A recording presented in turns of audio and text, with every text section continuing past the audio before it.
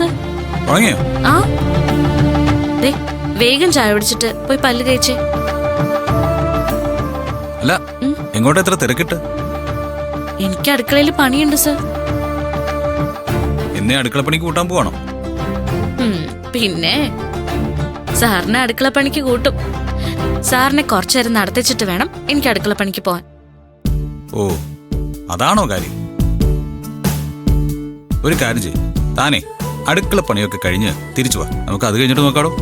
ആ അതെന്തായാലും പറ്റില്ല. ഡോക്ടർ പറഞ്ഞത് ഓർമ്മയുണ്ടല്ലോ, ചെറിയ ബുദ്ധിമുട്ടുകൾ ഉള്ളത് കൊണ്ട് മടിക്കും.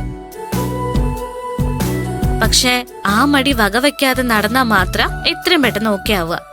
എടോ മടിയൊന്നുമില്ല, അതെനിക്ക് തിരക്കായതുകൊണ്ടല്ലേ. ദേ സാർ, എനിക്ക് വെറുതെ ദേഷ്യം വരുവേ. സാർ പെട്ടെന്ന് റെഡി ആയിട്ട് വന്നേ.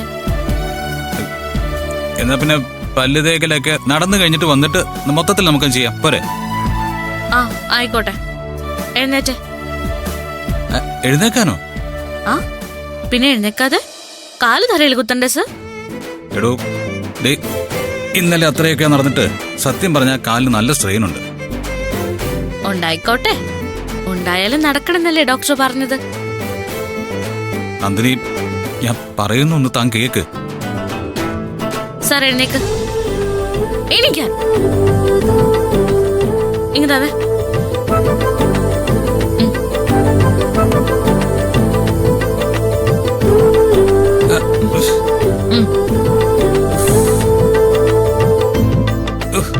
അതെ, ഒരു കാര്യം ചെയ്യും, പതിവ് പോലെ തന്റെ കാലിന് വെച്ചേ. ഞാനേ തന്റെ കാലിൽ ചവിട്ടി നടന്നോളാം. ഓ അങ്ങനെ ഇനി സൂഹിക്കണ്ട. അതിന് മാത്രമുള്ള പ്രശ്നമൊന്നും സാറിന്റെ കാലിനില്ല. നിലത്ത് ചവിട്ട് സാർ. അങ്ങനെ അമർത്തി ചവിട്ടൂ.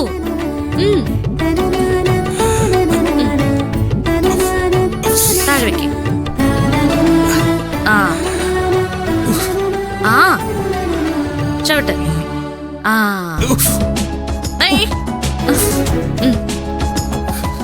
പതി.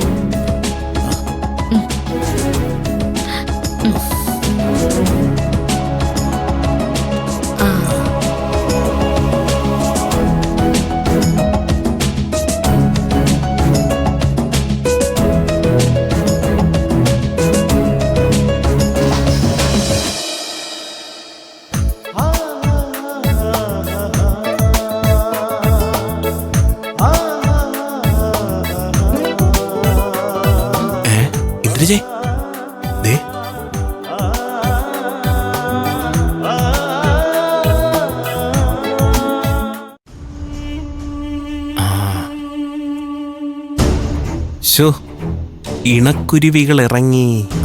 അതിന് നിങ്ങൾക്കെന്താ? ഇന്ദ്രജെ, ഈ താജ്മഹൽ കാണുമ്പോഴേ നമ്മളതിനെ ശ്രദ്ധിക്കുന്നത് എന്തുകൊണ്ടാ? അത് നമ്മുടെ അടുത്തില്ലാത്തതുകൊണ്ട്. ആ അത് തന്നെ. സൂര്യയും നന്ദിനിയും ഒന്നിച്ചു പോകുമ്പോ ദേ ഞാനത് സൂക്ഷിച്ചു നോക്കാൻ കാരണം എന്താണെന്നറിയോ? ആ പരിപാടി നമ്മുടെ അടുത്ത് ഇല്ലാത്തോണ്ടാ. ഇനി മുന്നോട്ട് നടക്കാം. നന്ദിനി, എനിക്കിപ്പോഴേ കാലിന് യാതൊരു കുഴപ്പമില്ല. വേണമെങ്കിലേ ഞാൻ സ്വയം നടക്കുക മാത്രമല്ല, തന്നെ വേണമെങ്കിൽ എടുത്തോണ്ട് നടക്കുകയും ചെയ്യാം. ഒന്നും മിണ്ടായിരിക്കും സർ, അതൊന്നും ഇപ്പൊ നടക്കില്ല. ആര് പറഞ്ഞു നടക്കില്ല എന്ന്? നടത്തി കാണിച്ചു തന്നല്ലോ.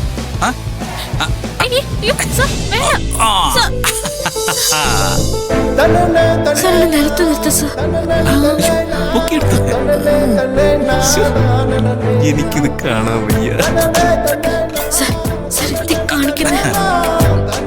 ഇത്രയും ദിവസം താൻ എന്നെ ചുമന്നുകൊണ്ട് നടന്നില്ലേ? ഇന്ന് തന്നെ ഞാൻ കുറച്ച് സമയം ചുമന്നുകൊണ്ട് നടക്കട്ടെ. അവന്റെ യോഗം വേണ്ട സർ, കാല് വേദനിക്കും. വേദനിക്കില്ലടോ, ഒരിക്കലും വേദനിക്കില്ല. നന്ദിനി, തന്നെ ഇങ്ങനെ എടുത്ത് ഉയർത്തുന്നതും ഒരു പൂ കൈകൊണ്ട് എടുക്കുന്നതും ഒക്കെ ഒരുപോലെയാ. ഡയലോഗാ.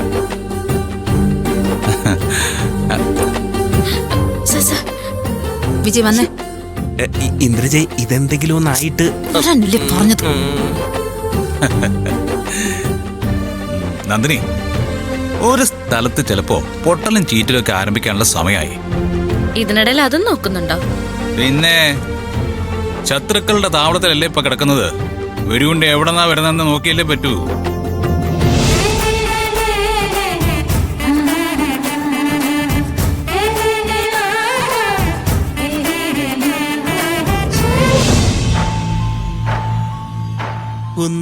എന്തെങ്കിലും കണ്ട വാ പൊളിച്ചങ്ങ് നിന്നോണവിടെ.